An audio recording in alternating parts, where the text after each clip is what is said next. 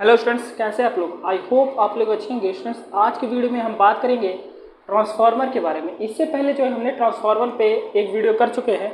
देखिए, जो ट्रांसफार्मर है ये बहुत ही इंपॉर्टेंट सा टॉपिक है, तो आपको क्या करना है कि इसको बहुत ही ध्यान से पढ़ करके चलना है। देखिए, ट्रांसफार्मर में अभी जो हम आपको बताए थे इससे पहले के टॉपिक में, तो हमने आपको क्या बताया था, construction of the transformer, construction of the transformer. देखिए, कंस्ट्रक्शन ऑफ द ट्रांसफार्मर के बारे में हमने आपको बताया था। तो अगर आप वो चीज़ें नहीं देखे हो तो आप कैसे रिलेट करोगे कि ट्रांसफार्मर क्या होता है। तो आपको ये बहुत ही मस्ट रिक्वायरमेंट है स्टूडेंट्स की, आप जा करके वो वीडियो जो है देख करके आइए।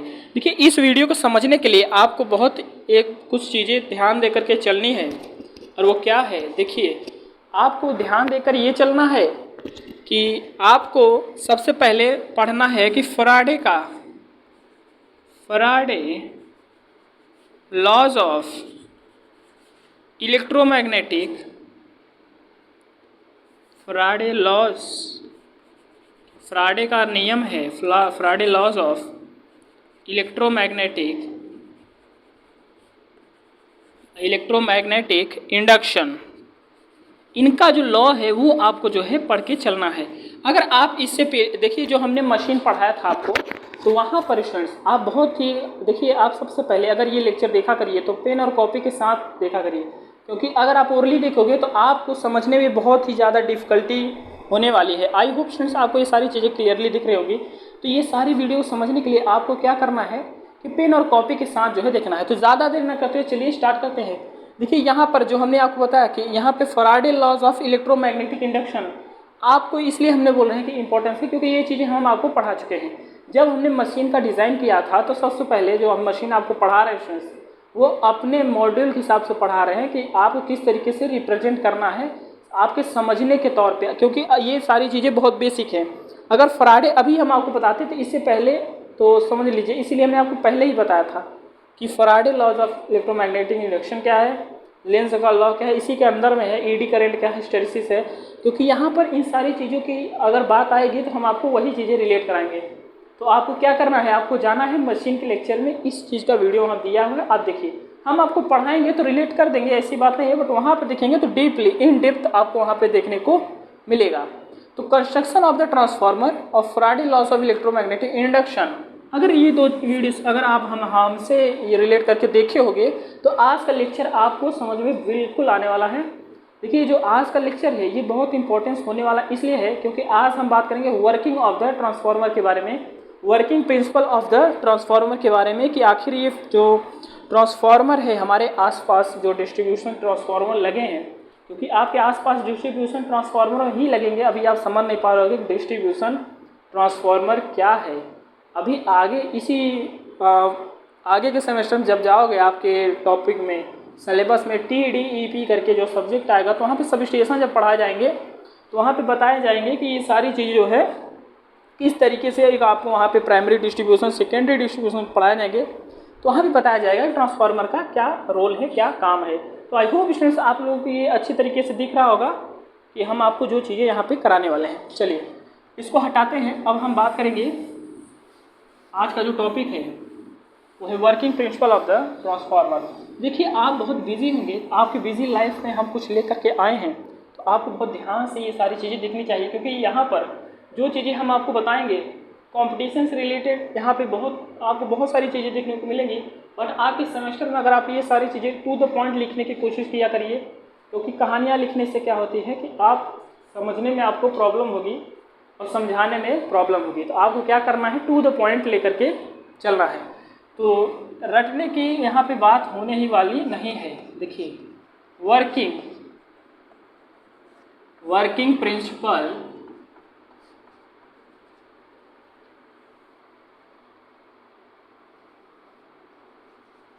ऑफ द ट्रांसफार्मर, ऐसे भी लिख सकते हैं, working principle of the transformer. तो देखिए, वर्किंग जो हम आपको बताने वाले हैं working principle of the transformer के बारे में, working principle of the transformer के बारे में जब हम आपको बताने वाले हैं, तो इसमें सबसे पहले प्रिंसिपल ऑफ द ट्रांसफार्मर, देखिए इसमें जो है हम सबसे पहले लेते हैं, आप जानते हो स्टूडेंट्स, हमने कंस्ट्रक्शन में आपको बताया था कि ट्रांसफार्मर के पास जो है कुछ चीज़ें होती हैं, वो हम आपको थोड़ा ड्रॉ करके बताते हैं। देखिए क्या होती है, आप जानते हो कि ट्रांसफार्मर के अंदर एक कोर लगाया जाता है, बहुत अच्छी तरीके से जानते हो। अगर ट्रांसफार्मर को आप नहीं देखे हो तो आपको देखना बहुत ज़रूरी है, बट अगर आप हमारे कंस्ट्रक्शन के वीडियो को देखे होंगे तो आप रिलेट कर लोगे कि ट्रांसफार्मर किस तरीके से है। देखिए एक कोर को हम बनाते हैं क्योंकि यहाँ पर मैग्नेटिक इफेक्ट का बहुत ही ज़्यादा रोल है, तो वो चीज़ें आपको समझ करके चलनी चाहिए। देखिए यहाँ पर स्टूडेंट्स आप जानते हो कि इन दोनों पार्ट्स को हम लिम्ब बोलते हैं, limb of the transformer, limb, और इसको क्या बोलते हैं, योक। सोच रहे हो ये नया शब्द क्या है, योक, YOKE। पकड़ के थोड़ा चलिए जो चीज़ें हम आपको बता रहे हैं, यहाँ पर 2 वाइंडिंग का बहुत इंपॉर्टेंस रोल होता है। अब आप डिसाइड कैसे करोगे कि कौन सा, वहाँ पर वाइंडिंग का नाम हम बता दे रहे हैं कि क्या है, प्राइमरी वाइंडिंग है, सेकेंडरी वाइंडिंग है। इससे पहले जो है स्टूडेंट्स हमने ये सारी चीज़ें कराई हैं कंस्ट्रक्शन में, और इन डेप्थ हम आपको उसके एक एक पार्ट्स के बारे में भी बताए थे, अगर आप देखे होगे तो समझ रहे होगे। देखिए यहाँ पर आप समझिए कि यहाँ पर हम आपको समझाने के लिए इसको आप समझ कर चलिएगा, ये हटा देते हैं। देखिए यहाँ पर जो है प्राइमरी वाइंडिंग और सेकेंडरी वाइंडिंग की बात होगी, तो बिल्कुल आप घबराइए मत, जैसे हम आपको बता रहे हैं बिल्कुल आप ध्यान दीजिए, सारी चीज़ें आपको रिलेट हो जाएंगी। अब आपको आपके माइंड में ये आना चाहिए कि सर हम कैसे डिसाइड करेंगे कि प्राइमरी वाइंडिंग कौन सी है, सेकेंडरी वाइंडिंग कौन सी है, किस तरीके से हम समझेंगे। देखिए स्टूडेंट्स, आपको एक ही रिलेट करके चलना है। आपके वाइवा में या कहीं आपको ओरली पूछा जाता है बाय द टीचर्स के द्वारा, तो आप वहाँ पे कैसे, वहाँ पूछा जाता है कि आप किस तरीके से डिसाइड कर रहे हो कि प्राइमरी वाइंडिंग क्या है, सेकेंडरी वाइंडिंग क्या है, तो आपको क्या करना है, उनको सिंपली यही बताना है कि देखिए जो प्राइमरी वाइंडिंग है वो जो है सप्लाई से क्या होती है, कनेक्ट होती है, सप्लाई से कनेक्ट होती है, क्या होती है, प्राइमरी वाइंडिंग। तो अगर यहाँ पे हम सप्लाई दे रहे हैं तो आप समझ के चलिएगा कि प्राइमरी वाइंडिंग है। अगर इसके दूसरे वाले भाग में अगर हम यहाँ से लोड से कनेक्ट कर रहे हैं, LOADE, लोड से कनेक्ट कर रहे हैं, तो क्या है, ये सेकेंडरी वाइंडिंग आपका होने वाला है। आई होप स्टूडेंट्स आपको ये डायग्राम जो है अच्छी तरीके से दिख रहा होगा, थोड़ा मुझे देखना पड़ता है कि आपको क्लियरली दिख रहा है कि नहीं। आई होप आपको ये जो है बहुत ही क्लियरली दिख रहा होगा। स्टूडेंट्स अगर आप इस वीडियो पर नए हो तो इस चैनल को सब्सक्राइब करना ना भूलें, क्योंकि ये आपकी फैमिली है, आप जितना इसे ब्रॉड करोगे उतना आपको बेनिफिट होने वाला है और साथ में हमको भी होने वाला है। देखिए यहाँ पर जो हमने आपको बताया अभी, देखिए स्टूडेंट्स आपको इस तरीके से बता दिया जा रहा है कि देखिए ये जो हम इधर से करके ड्रॉ किए हैं, जब इसके इक्विवेलेंट सर्किट के बारे में बात करेंगे तो एक एक जो इसके अंदर टर्म है, एक एक जो इसकी क्वांटिटी, सबको यहाँ पे दर्शाया जाएगा। तो आपको क्या करना है कि अभी हम आपको ट्रांसफार्मर का एक छोटा सा क्या बोलते हैं, पुड़िया दे रहे हैं, इसके अंदर बहुत सारी चीज़ें हैं जो धीरे धीरे करके हम आपको बताएंगे। अभी मतलब इकट्ठा अगर हम आपको यहाँ पे सारी चीज़ें बता देंगे, एक साथ बता देंगे, तो समझने में बहुत प्रॉब्लम होगी। तो आप समझ के चलिएगा जो हमने प्राइमरी और सेकेंडरी बताया कि प्राइमरी में क्या है कि सप्लाई से कनेक्ट है तो प्राइमरी वाइंडिंग है, और अगर लोड से कनेक्ट है तो सेकेंडरी वाइंडिंग है। तो ये चीज़ें आप समझ करके चलिए। उसके बाद स्टूडेंट्स आपको थोड़ा एज्यूम करना है, एज्यूम क्या, ये इफेक्ट होता ही है कि अगर करंट यहाँ पे आई लेते हैं हम, मान लीजिए आई करंट फ्लो कर रहा है, आई करंट I1, तो यहाँ पे क्या होगा, इस I1 जब ये से लिंक कोर से जो है क्या करेगा, लिंक करेगा, तो यहाँ पे क्या होगा, आपको एक फाई जनरेट होता हुआ दिखेगा। फाई क्या है स्टूडेंट्स, फाई है आपका फ्लक्स।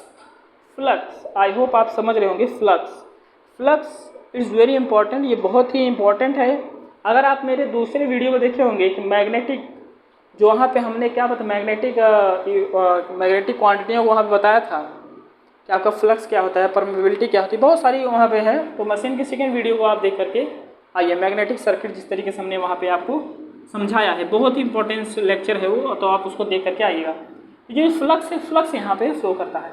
तो इस फ्लक्स और इस करंट यहाँ पर आपको देखने को इंड्यूस्ड, आपको एक यहाँ पे देखने वाले का EMF, जिसको हम E1 के नाम से जानेंगे। किसके नाम से, E1 के नाम।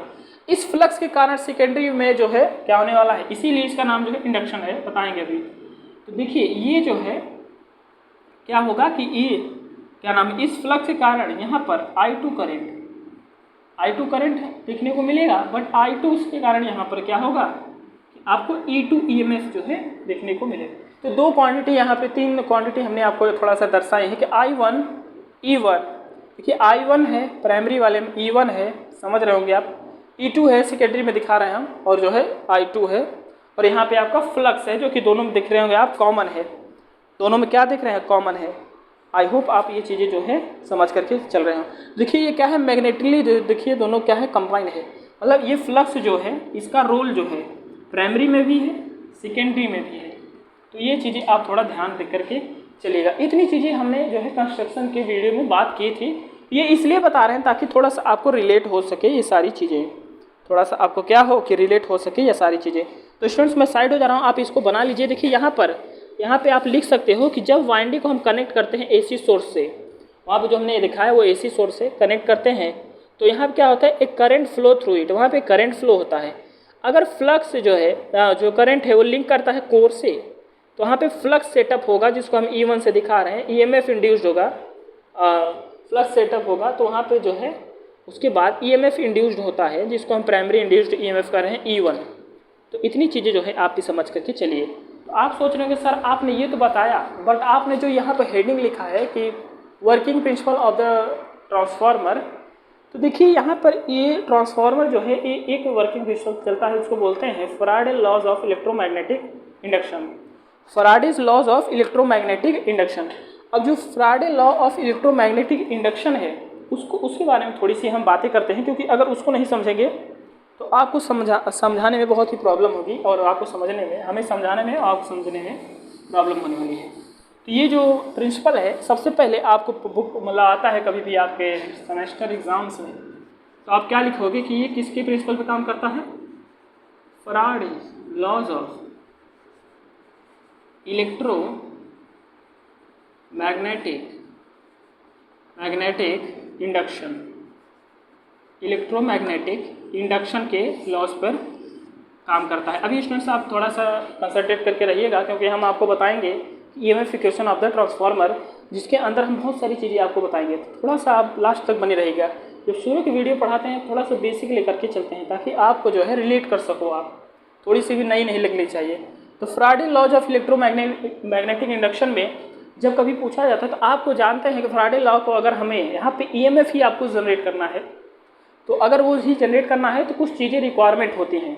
वो क्या है कि आपके पास सेट ऑफ कंडक्टर, जो चीज़ें मैं यहाँ पे लिख रहा हूँ कि requirement for the electromagnetic induction के लिए जो रिक्वायरमेंट है, उसमें आप क्या लिख सकते हो कि basic requirement to generate the EMF।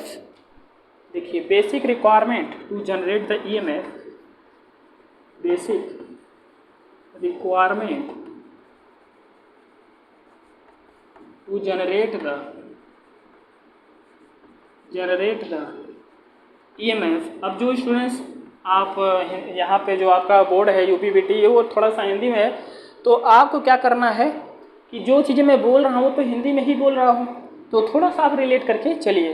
क्योंकि देखिए क्या है, आगे आप कभी भी तैयारी करने जाएंगे तो वहाँ पे आपको हिंदी नहीं देखने में, ज़्यादातर अच्छे जो वर्ड्स हैं वो जो अच्छे आसानी से समझ में आ जाते हैं, वो आपको इसी रूप में मिलने वाले हैं। तो थोड़ा सा आप रिलेट करके थोड़ा सा फोकस होकर करिए। चलिए देखिए बेसिक रिक्वायरमेंट क्या है टू जनरेट द EMF, जो कि आप किसके अंदर आता है, Faraday laws of electromagnetic induction के अंदर। तो अगर आपको EMF जनरेट करना है तो कुछ चीज़ों को ध्यान देकर चलें। देखिए अभी हम क्या है, इंजीनियरिंग में आ गए हैं, तो हमें किसी चीज़ को रटना नहीं चाहिए, समझ करके चलनी चाहिए। तो हम EMF किस तरीके से जनरेट कर लेंगे उसको आप ध्यान दीजिए, कौन सी 3 रिक्वायरमेंट है जिसको ध्यान दे करके हम EMF को जनरेट कर सकते हैं। तो पहला रिक्वायरमेंट है स्टूडेंट्स सेट ऑफ कंडक्टर। क्या है, सेट ऑफ कंडक्टर।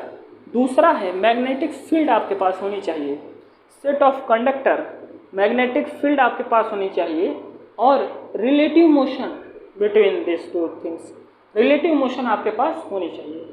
तो मैंने क्या बोला कि इस EMF को जनरेट करने के लिए आपको 3 चीज़ों की रिक्वायरमेंट होगी। पहला सेट ऑफ कंडक्टर,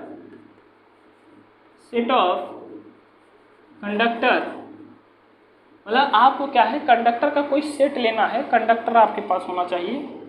दूसरा आपके पास क्या होना चाहिए, magnetic field.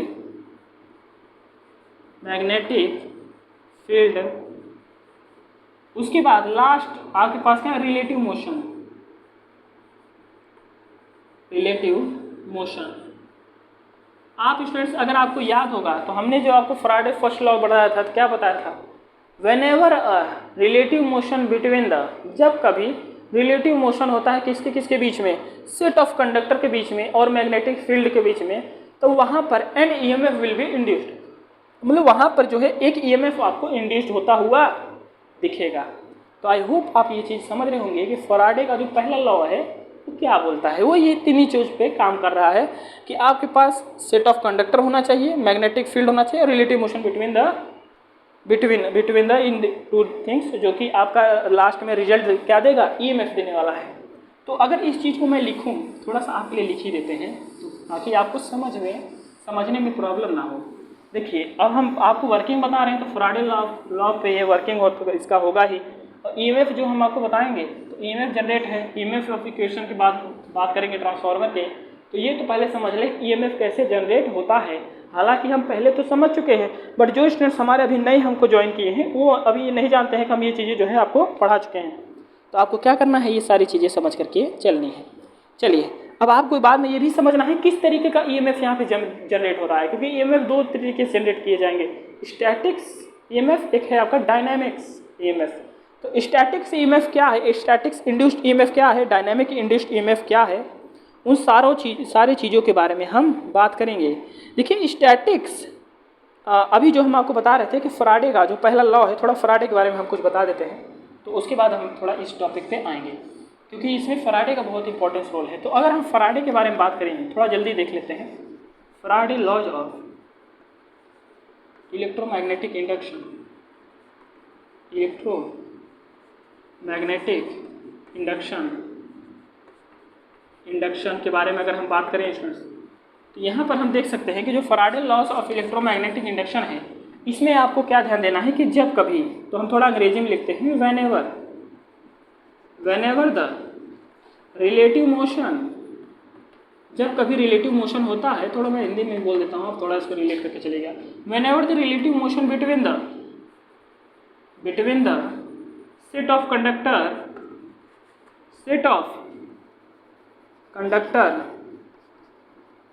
And magnetic field, set of conductor and magnetic field,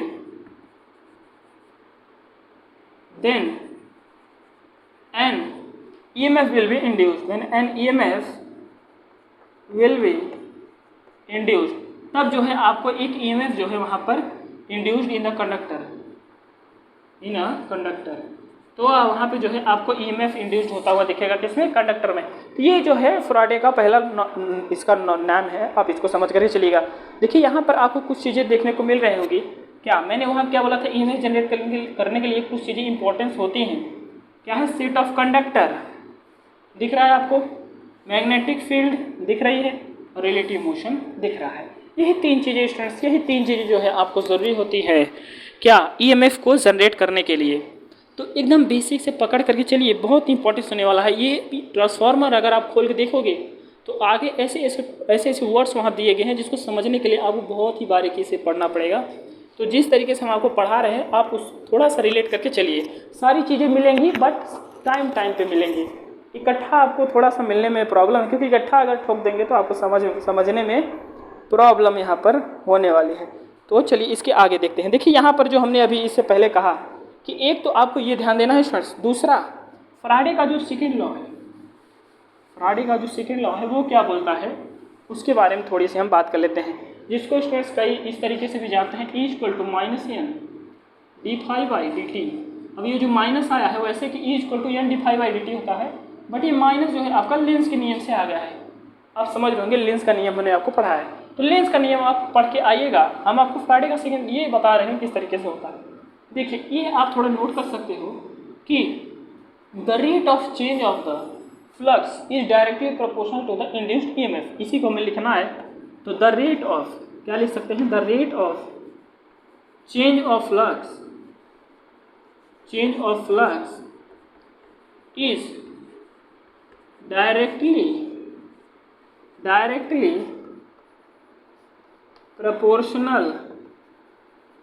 proportional to the induced EMF, induced EMF.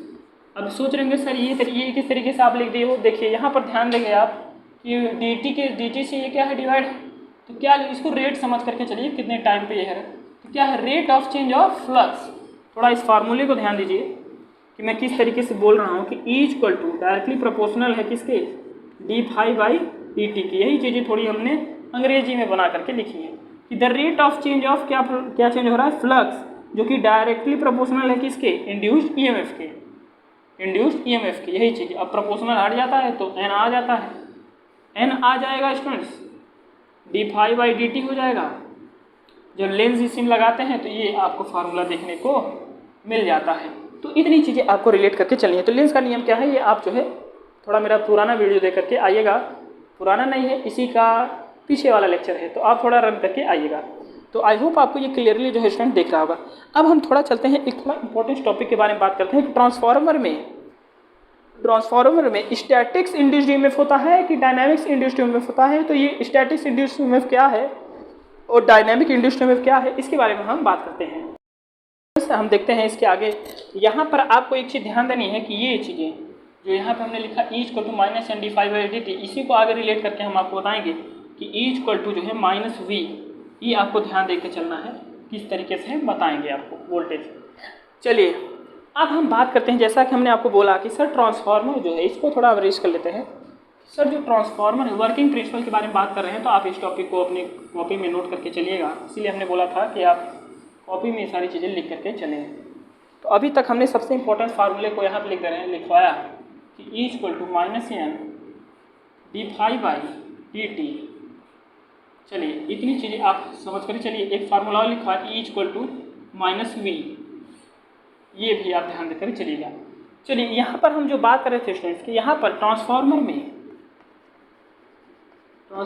में अभी हमने देखा कि हमने कोर बनाया था, उसमें हमने क्या किया था, जो कंडक्टर कोर है वो कंडक्टर ये है एक तरीके का। तो कंडक्टर में क्या है, स्टैटिक कंडीशन में है, बट आपका जो मैग्नेटिक बन रहा है, मैग्नेटिक फील्ड, वो देखिए क्या है, फाई आपका दोनों तरफ जा रहा था, आप समझ रहे होंगे। तो इसलिए वहाँ पर जो ईएमएफ इंड्यूस्ड होगा उसे हम क्या बोलेंगे, उसे हम बोलेंगे स्टैटिक्स इंड्यूस्ड ईएमएफ। उसे हम क्या बोलेंगे, स्टैटिक्स इंड्यूस्ड ईएमएफ के नाम से हम उसे बोलेंगे, स्टैटिकली इंड्यूस्ड ईएमएफ। क्योंकि यहाँ पर हम लिख सकते हैं कि EMF induced in the set of conductor, stationary set of conductor due to the relative time, या फिर जो variation with respect to magnetic field. ये आपका किस में होगा, ट्रांसफार्मर में होने वाला है। तो ट्रांसफार्मर में जो आपका इंड्यूस्ड ईएमएफ होगा, जो आपका ईएमएफ है, ये कौन सा है, statically induced EMF, statically induced EMF. यहाँ पर जो कंडक्टर है वो आपका स्टैटिक्स में है, स्टैटिक है। अगर ये डायनेमिक इंड्यूस्ड ईएमएफ क्या होता है, तो वहाँ पे आप ये कंडीशन देखे होंगे कि अगर हमने जो परमानेंट मैग्नेट अगर लगा के यहाँ पर कर रहे हैं, जो है नॉर्थ और साउथ से, तो ये मैग्नेटिक लाइन नॉर्थ साउथ से रहती है, तो बीच में आपका कंडक्टर रखा जाता है। तो आप समझ रहे होंगे। तो ये देखिए क्या कहा हमने, इस मैग्नेटिक फील्ड को क्या किया है, स्टेशनरी कर दिया है, बट कंडक्टर आपका स्टेशनरी है, वही तो आपका जो है इन द मूविंग कंडीशन। तो यहाँ पर जो ईएमएफ इंड्यूस्ड होगा उसे हम डायनामिकली इंड्यूस्ड ईएमएफ बोलने वाले हैं। तो स्टैटिकली आई होप आपको समझ में आ रहा होगा। तो ईएमएफ जो जनरेट होगा वो स्टैटिकली होने वाला है। कई एमसीक्यू में आपको पूछा जाता है, तो ये चीज़ें आप ध्यान दे करके चलिएगा। चलिए ये चीज़ें आप नोट कर लीजिए कि स्टैटिकली इंड्यूस्ड ईएमएफ किस तरीके से है यहाँ पे होने वाला है। तो स्टूडेंट्स अब हम चलते हैं, इसके आगे बात करते हैं कि अगर हम यहाँ पे देखें कि हम देखेंगे क्या कि यहाँ पर अब हम बात करेंगे EMF equation of the transformer. तो इतनी चीज़ें हमें ट्रांसफार्मर के बारे में जाननी चाहिए कि ट्रांसफार्मर की वर्किंग प्रिंसिपल किस पे काम करता है, Faraday laws of electromagnetic induction पे। जहाँ पर स्टूडेंट्स हमें ईएमएफ जनरेट करना होता है, तो ईएमएफ किस तरीके से जनरेट होगा, ईएमएफ आपका जनरेट होगा ये 2-3 कंडीशन यहाँ पे होनी चाहिए। वो क्या है कि set of conductor magnetic field और set of conductor magnetic field, और क्या होगा लास्ट आपका क्या होने वाला है, relative motion between this two things. तो आप ये चीज़ तब वहाँ पे आपका इंड्यूस्ड ईएमएफ जनरेट होने वाला है। आई होप आपको मेरी आवाज़ जो है बहुत अच्छी तरीके से सुनाई दे रही होगी। थोड़ा सा इसको और आगे ले लेते हैं। देखिए यहाँ पर अब हम बात करेंगे, थोड़ा सेट कर ले इसे। देखिए अगर हम बात करेंगे EMF equation of the transformer के बारे में, तो बहुत इंपॉर्टेंट स्टूडेंट्स आप इसको देख कर देखिएगा और समझिए। देखिए EMF equation of the transformer यहाँ पर तो मिलेगा ही, आगे भी अगर आप हायर एजुकेशन इन बीटेक्स इन और भी कहीं पढ़ने जाएंगे तो वहाँ पे आपको देखने को मिलेगा EMF equation of the transformer. तो देखिए यहाँ पे हम कैसे समझने वाले हैं। देखिए स्टूडेंट्स यहाँ पर जो आपका फ्लक्स यहाँ पे देखने को मिलेगा, क्या यहाँ पे जो फ्लक्स है वो अल्टरनेटिंग फ्लक्स है, क्योंकि अल्टरनेटिंग फ्लक्स अगर हम किसी मैग्नेटिक मटेरियल को देते हैं तो वहाँ पर एक ईएमएफ जनरेट होगा, उस ईएमएफ की वजह से करंट जनरेट होता है। चलिए ये बातें तो आगे की हो गई। ये जो हमने बताया कि EMF equation of the transformer, यहाँ पे जो फ्लक्स है फाई की हम बात कर रहे हैं, ये क्या है, अल्टरनेटिंग फ्लक्स है, अल्टरनेटिंग फ्लक्स है।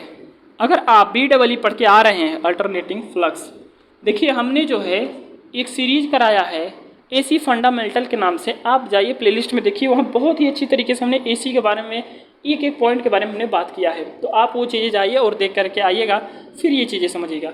देखिए यहाँ पर ये बात करें कि जो फाई है वो अल्टरनेटिंग फ्लक्स में यहाँ पे है, बट इसका इक्वेशन अगर लिखेंगे तो phi equal to phi M sine omega T, phi equal to phi M sine omega T, equation number 1 हम यहाँ पे स्टूडेंट्स लिख सकते हैं। तो आप इस चीज़ को जो है नोट कर लीजिए, क्या लिख सकते हैं, phi equal to phi M sine omega T. आप जानते हो कि हमने यहाँ पर अगर हमें ईएमएफ के कंडीशन में जानना है, क्योंकि हमें देखिए आप कैसे समझोगे कि सर आपने ये तो लिख दिया, चलिए ठीक है, हम कैसे जानेंगे कि हमें क्या निकालना है। देखिए ईएमएफ निकालना है आपको, तो ईएमएफ किस फार्मूले में आपको देखने को मिला, वो जो हमने फार्मूला लिखवा है E equal to -n d∅dt, तो उसी के रिस्पेक्ट में यहाँ पे हम कुछ रख सकते हैं। उस फाई की वैल्यू को अगर हम रखें तो हमें कुछ मिलेगा, तो चलिए देखते हैं। तो यहाँ पे अगर हम रखें कि इसमें E equal to -n d∅dt, अब मैं ऐसे लिख दे रहा हूँ तो आपको ऐसे नहीं लिखना है, आपको क्या करना है, लिखना है कि by the Faraday laws of electromagnetic induction, तो वहाँ से हम ये फार्मूला लिख सकते हैं E equal to -n d∅dt। अब इस जो है d∅dt की जगह जो है phi equal to phi M sine omega T हमें रखना है। तो चलिए हम इस चीज़ को जो है रखते हैं यहाँ पे। तो हम क्या रखेंगे, तो यहाँ पे अगर हम रखेंगे तो हमें क्या मिलेगा, E equal to -n d, phi की जगह क्या रखेंगे, phi M sine omega T upon में dt। अब देखिए जो फाई एम है इसको हम बाहर ले लेते हैं, क्योंकि यहाँ पे टी के रिस्पेक्ट कर रहे हैं, तो इसके लिए ये जो है कोई किसी काम का टर्म नहीं है, डिफ्रेंशिएशन तो आपको आता ही होगा। तो -n, अब जो फाई एम है इसको हमने बाहर ले लिया। अब हम क्या करेंगे, साइन ओमेगा टी को जब डिफ्रेंशिएट करेंगे तो ओमेगा आपका एक बार निकल के बाहर आ जाएगा, तो फिर क्या होता है, कॉस ओमेगा टी, क्या होता है, cos omega T, cos omega T. तो जो आपको स्टूडेंट्स इस तरीके से देखने को मिलने वाला है, क्या होगा, कॉस ओमेगा टी। तो आपको क्या मिला, E equal to -n phi M omega cos omega T. तो इतनी चीज़ें जो है स्टूडेंट्स आपको देखने को मिलेगा। अगर इसको हम साइन के टर्म में लिखें, साइन के टर्म में लिखें तो क्या लिख सकते हैं, sine omega 90 sign omega T -90, ये चीज़ें हम लिख सकते हैं। अगर इसी चीज़ को हम साइन के टर्म में लिखें तो थोड़ा सा नीचे लिख देते हैं, आई होप आपको ये दिख रहा होगा तो ठीक है, नहीं तो इधर लिखते हैं थोड़ा डैश करके। देखिए ये चीज़ हम यहाँ पे लिखते हैं कि अगर हम ये लिखें E इक्वल टू -n क्या है, n phi M, E equal to -n phi M omega cos omega T. तो इसको अगर हम साइन के टर्म में लिखें तो E equal to -n phi M omega sine omega T -90, ये चीज़ें आप लिख सकते हो -90। तो ये हम साइन के टर्म में इसको इसलिए लिखवा रहे हैं क्योंकि अभी हम आपको एक फेजर बनवाएंगे तो वहाँ पे थोड़ा सा इसका काम है, इसका काम स्टूडेंट जो है, तो आप इस चीज़ को जो है समझ करके चलिए। अब स्टूडेंट्स आपको ध्यान क्या देना है कि यहाँ पर आपको देखना है कि ये तो ईएमएफिकेशन आपका हो गया है, बट यहाँ पर जो ये दिख रहा है आपको क्या, n फाई एम ओमेगा, इसको आप क्या लिख सकते हो, ई एम के ई मैक्सिमम में दिखा सकते हो क्या, -n phi M omega, E M दिखा सकते हो मैक्सिमम ईएमएफ, ई एम जो है आप दिखा सकते हो जो पीक वाला है। चलिए अब इसको हम क्या करेंगे, आप जानते हो कि हमें RMS में इसकी ज़रूरत होती है। तो अगर जो है हम ERMS निकालें, ERMS निकालेंगे तो क्या हो जाएगा, EM/√2। ये चीज़ें हम आपको करा चुके हैं RMS वैल्यू के लिए, और जो वैल्यू आपको मिलती है वो RMS वैल्यू ही रहती है, चाहे अभी आपको सराउंडिंग में जो भी आप मेज़र करके वैल्यू देते हो। चलिए यहाँ पर देखिए कि अगर हमें इस वैल्यू को अगर हम रखें यहाँ पर तो हमें क्या देखने को मिलेगा, तो हमें क्या, ये माइनस आपका चला जाने वाला है, ध्यान दीजिएगा। तो हमें क्या देखने को मिलने वाला है ये आप ध्यान दीजिएगा। तो अगर हम इसकी वैल्यू को रखें तो हम EM की वैल्यू को रख सकते हैं। तो हम क्या रखेंगे, EM की वैल्यू को हम रखेंगे क्या, इसकी वैल्यू को हम पुट कर देते हैं ऊपर वाले में। तो चलिए देखते हैं, इसकी वैल्यू को अगर हम पुट कर दें ऊपर वाले में तो हमें क्या देखने को मिलेगा। देखिए अगर ERMS हम निकाल रहे हैं, इसकी वैल्यू को हम पुट करेंगे ऊपर वाले में तो क्या होगा, N/m ओमेगा क्या लिख सकते हैं, 2πf, N/m ओमेगा 2πf/√2।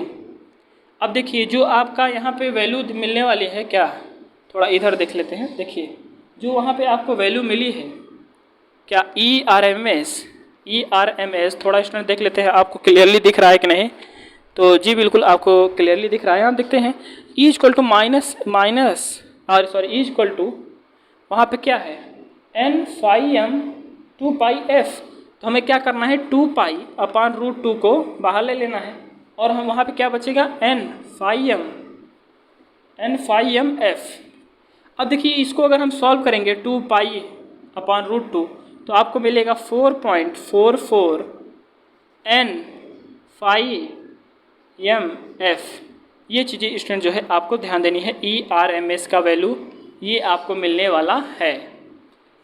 मिलने वाला है, एट द कंडीशन E1 के लिए।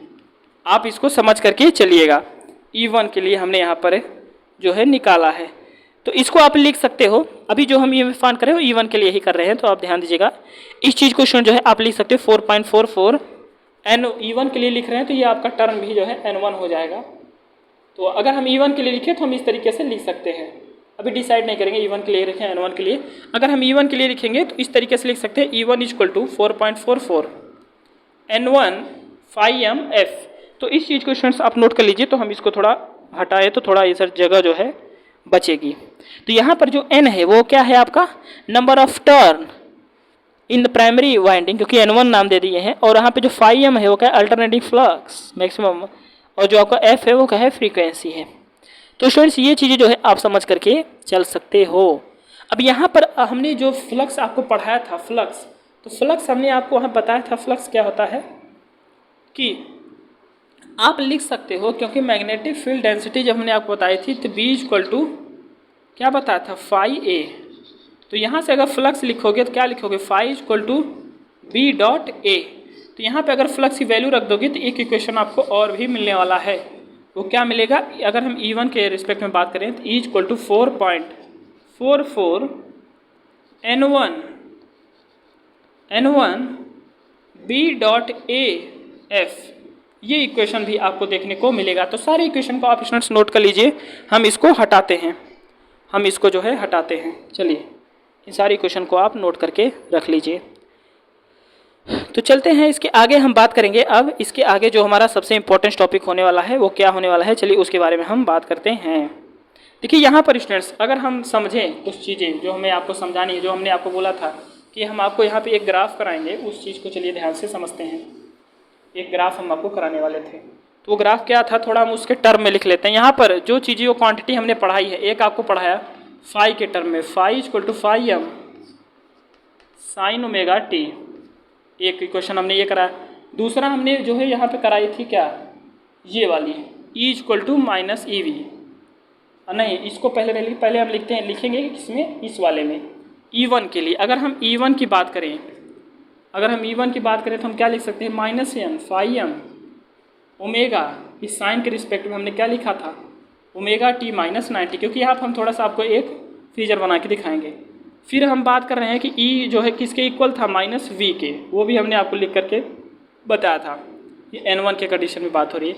अगर E2 के बारे में बात करें तो क्या हो जाएगा, N2 phi omega sine omega T minus 90। ये क्वेश्चन जो है आप थोड़ा ध्यान दीजिए इन तीनों को। तो मैं थोड़ा साइड हो जा रहा हूँ, आप इस चीज़ को जो है नोट कर सकते हैं। तो इन तीनों ही क्वेश्चन को थोड़ा सा ध्यान दे करके चलिए। आई होप स्टूडेंट्स आपको ये जो है हार्ड नहीं लग रहा होगा, बहुत इंपॉर्टेंट टॉपिक है। क्या है इसमें कुछ नहीं है, आपको बहुत थोड़ा सा ध्यान दे करके इसमें जो है समझनी है। ध्यान देकर क्या करनी है, आपको समझनी है इस चीज़ को। तो इसको अगर हम स्टूडेंट्स बनाएं तो हम इसको किस तरीके से लिख सकते हैं, तो चलिए इसको हम थोड़ा आपको बनाते हैं और जो है बताएंगे किस तरीके से यहाँ पे होने वाला है। तो अगर इसके इक्वेशन को हम बनाते हैं तो आपको देखने को क्या मिलेगा, चलिए वहाँ पर हम आपको दिखाएं।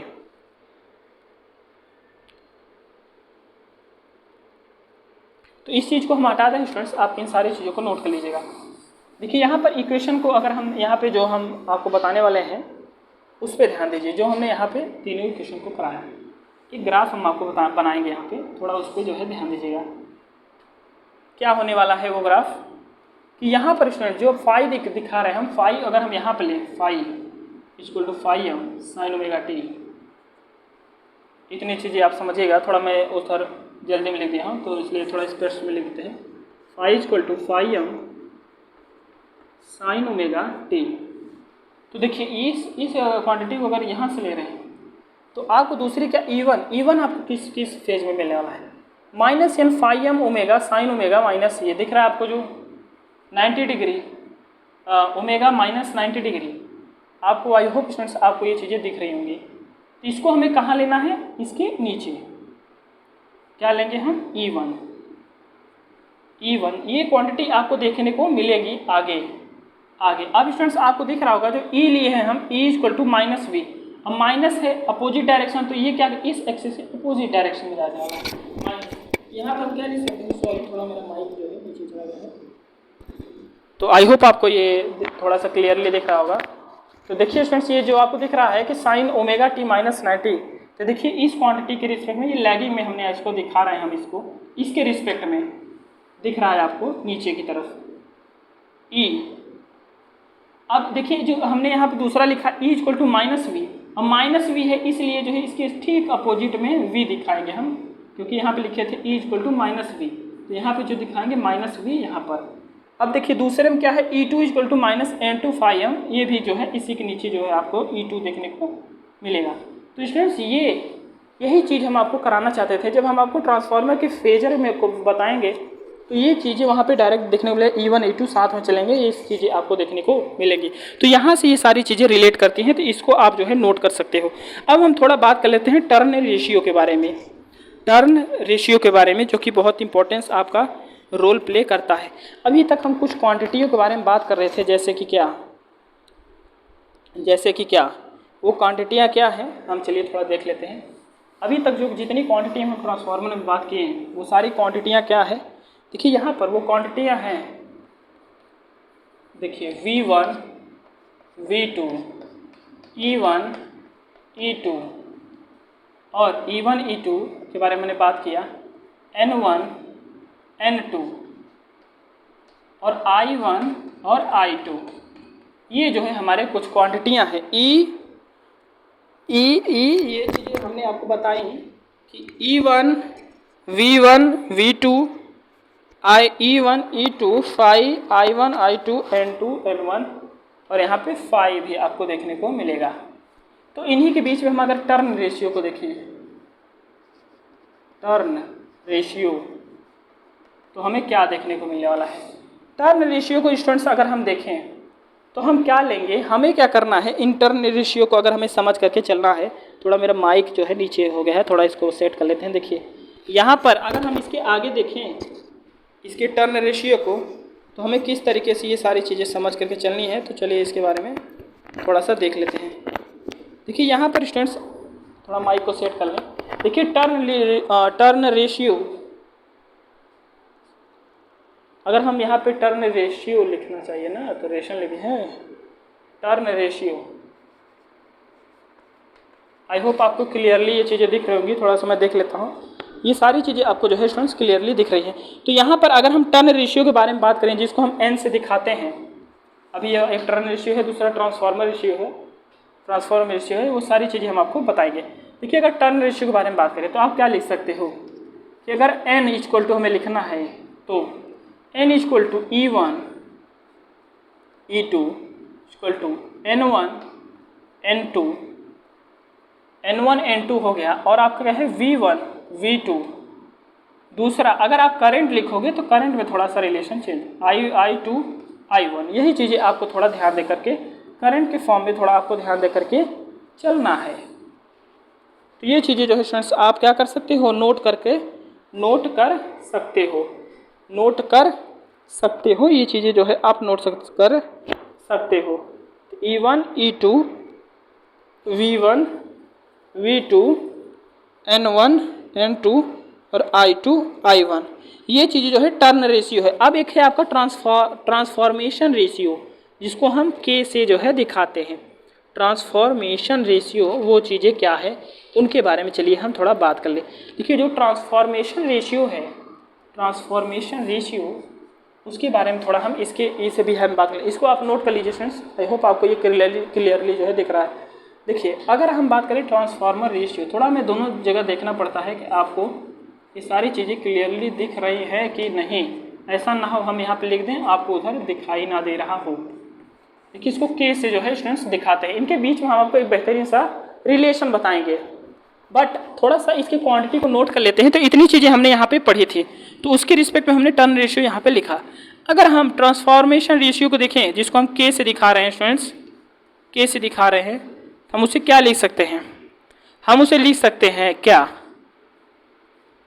इसे हम लिख सकते हैं V2 V1 equal to K2, अरे सॉरी K2 कहाँ है, E2 E1 equal to K हो गया E हो गया और क्या है N2 N1 इक्वल टू, अब करंट के फॉर्म में क्या हो जाएगा, वहाँ पे आपका ये था, इसके अपोजिट में करंट हो I1 I2, ये क्या है आपका ट्रांसफार्मर और ट्रांसफॉर्मेशन रेशियो।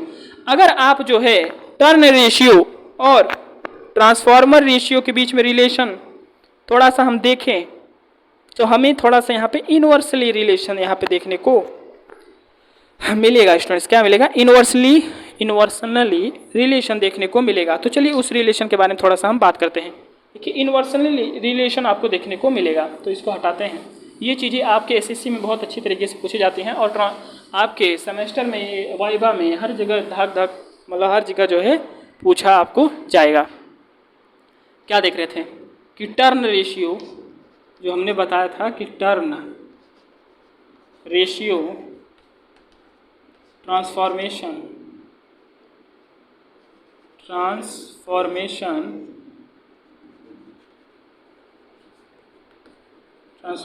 रेशियो, जिसको हम के से दिखा रहे थे, और ये किससे था, एन से था।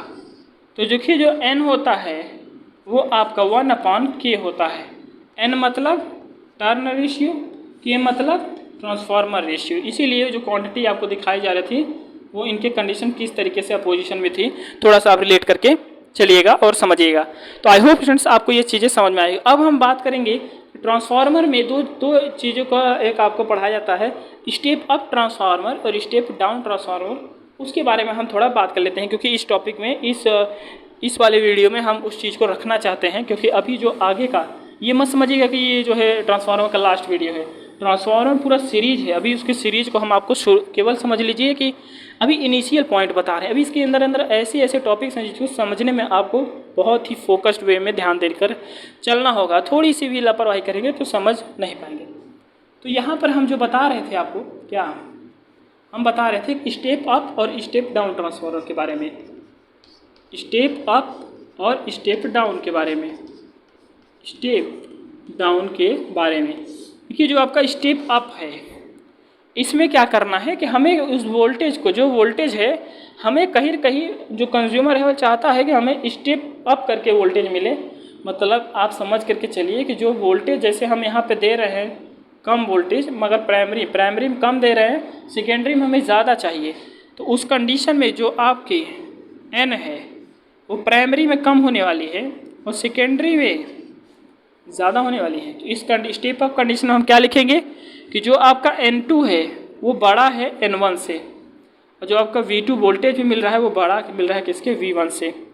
ये चीज़ें आपको लिख करके चलनी है किसमें, स्टेप अप में। V2 जो है बड़ा है V1 से और N2 जो है बड़ा है N1 से, किसमें, स्टेप अप ट्रांसफार्मर में, स्टेप अप ट्रांसफार्मर में। अगर ठीक इसी का उल्टा हम स्टेप डाउन ट्रांसफार्मर को देखें तो यहाँ पर क्या होगा कि जो आपकी प्राइमरी वाला टर्न है वो ज़्यादा देखने को मिलता है और जो आपका सेकेंडरी का टर्न है वो कम देखने को मिलेगा। ये चीज़ें आप इसको समझ करके चलिए। तो इस कंडीशन में आप क्या लिख सकते हो कि जो आपका N1 है वो ज़्यादा है N2 से।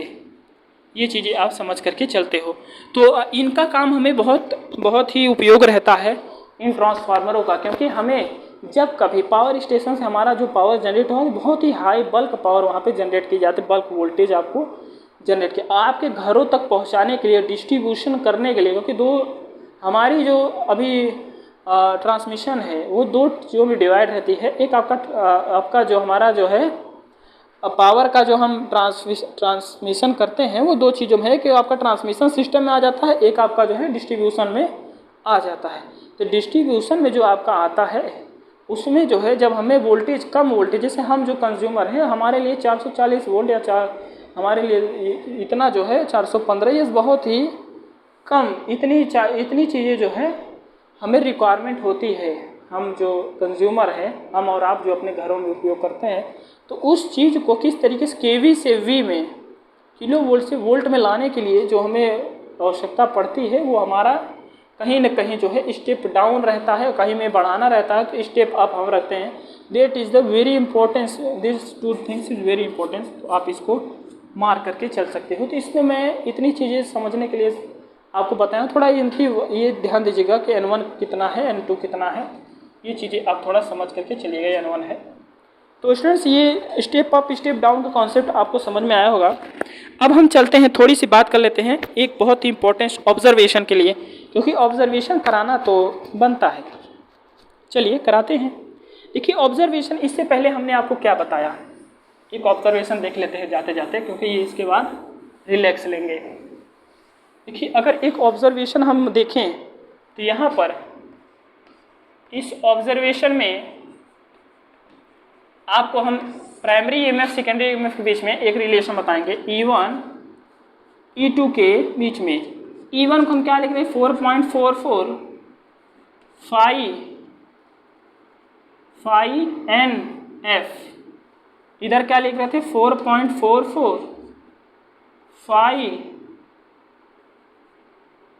फाई M लिख रहे थे ना, फाई NF। अगर हम प्राइमरी सेकेंडरी ईएमएफ को अगर डिसाइड कर रहे हैं तो टर्न को भी जो है हमें डिसाइड करके चलनी चाहिए। तो टर्न को ले लेते हैं N1, इसको ले लेंगे N2।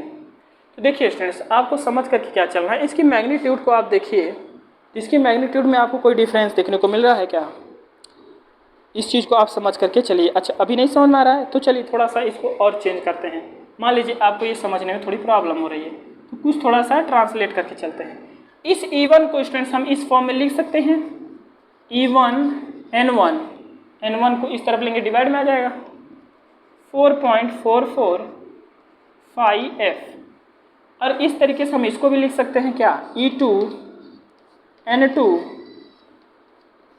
4.44 phi F। अब आपको दिख रहा है ये दोनों चीज़ें सेम, तो इसके इक्वल हम लिख सकते हैं कि नहीं, बिल्कुल लिख सकते हैं। तो क्या लिखेंगे हम, E1 N1 equal to E2 N2।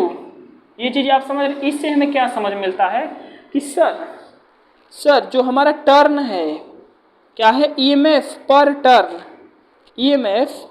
Turn equal to constant, EMF पर टर्न इक्वल टू कांस्टेंट।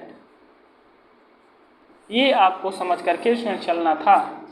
तो अभी तक जो हमने आपको पढ़ाया ट्रांसफार्मर, ये बहुत ही बेसिक सा टॉपिक था, बहुत ही आसान सा टॉपिक था। बेसिक इसलिए है क्योंकि अभी हमने आपको पढ़ा दिए हैं, तो पढ़ाए नहीं थे तो it's a very broad topic. तो किस तरीके से देखिए कंस्ट्रक्शन है ट्रांसफार्मर का, वर्किंग हमने आपको बताया, जितना वर्किंग बताया जाता है उतना हमने आपको बताया, जितना नेसेसिटी है।